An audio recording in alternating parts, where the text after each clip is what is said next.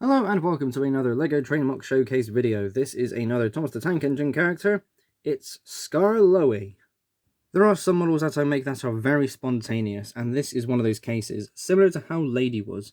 I see a picture online, I think to myself, you know what, it's time for me to make one. And I was able to put this together in about 5.5 hours. Because of how small the model is, it wasn't actually that long of a build. The lining as well was much less complicated than I made it out to be as well. Just a little bit bigger than minifigure scale, but because I build my narrow gauge models at 6 wide anyway, I'm not actually too fussed about that. But with all of the models of Tallyclin and Skarloey out there, I am so happy to finally say I can add my version to that collection. This front end piece, which holds the steam cylinders and the smoke box, is actually very delicate. It's connected to 2 exposed studs on a single 2 wide plate. Now that is mainly because of how I've been able to connect the cylinders to begin with. And there are times where that delicacy is shown. When I go to pick it up, sometimes it will just fall off. There are other times where I have it wrapped up in bubble wrap and put it in a box, and it will kind of just collapse on itself, which is quite annoying.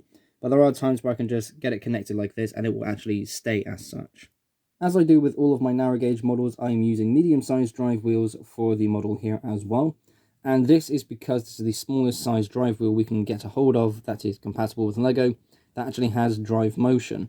There are loads of Tallyclin and Skarloey models out there that use smaller wheel sizes, but there is no proper drive motion. This for me looks so much better, and again it does make the model a bit more bulkier. At the same time, it's more of a building preference, but even then, I think it looks wonderful. And of course, my model has some lining to it. Thankfully, this was a very simple process. It's just a few boxes on each side. The most complicated thing, if anything, was the cylinders, but I was able to accomplish this by taking the cylinder blocks off, wrapping the entire thing with the appropriate tape, and then sticking it back on. Along with the trimline tape, I have some small silver circle sticker pieces. Now, these windows were originally brick built, but they were much smaller, much lower down, and they didn't look very accurate. Going forward, I do want to try and keep to using sticker details as much as possible, because it does make a much more accurate looking model. So there we go for this MOC Showcase video. Thank you all ever so much for watching. As small and as simple as this model is, it's one of my all-time favourites. I know I say that every now and then, but seriously, this is something that's just so cool to hold in my hands and look at. Maybe it's just the overall shape of the model. I don't know what it is exactly, but looking at this and holding this feels so much more different compared to other models that I've made. I am going to be getting on with the narrow gauge loop for my layout in time, and seeing this thing run on that loop will be a lot of fun.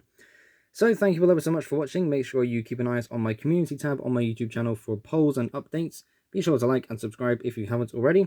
I will see you all in the next episode. Bye bye.